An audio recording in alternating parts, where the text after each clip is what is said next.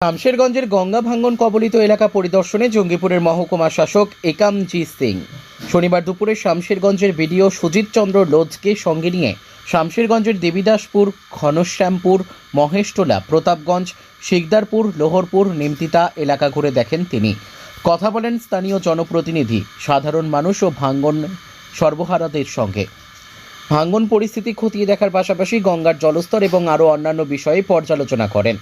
জরুরি ভিত্তিতে ভাঙ্গন কবলিত মানুষ এবং এলাকার জন্য কী পদক্ষেপ নেওয়া যেতে পারে সে বিষয়ে প্রশাসনিক কর্মকর্তাদের সঙ্গে কথা বলেন জঙ্গিপুরের মহকুমা শাসক।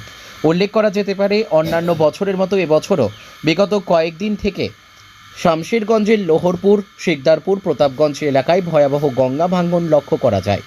ভাঙ্গনের গর্ভে ক্রমশ তলিয়ে যাচ্ছে একের পর এক বাড়িঘর। স্বাভাবিক কারণেই আতঙ্কিত হয়ে অন্যত্র পালিয়ে বেড়াচ্ছেন এলাকাবাসীরা।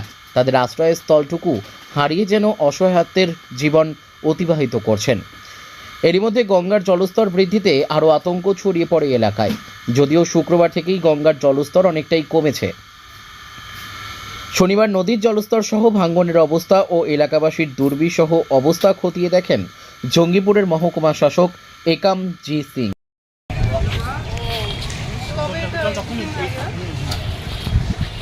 আচ্ছা, ওটাকে আপনারা এই ব্লক করে রেখেছেন?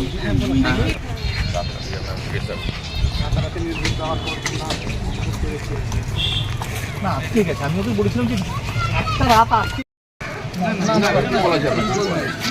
বাড়িটার উপরে তো দিতে পারে হবে।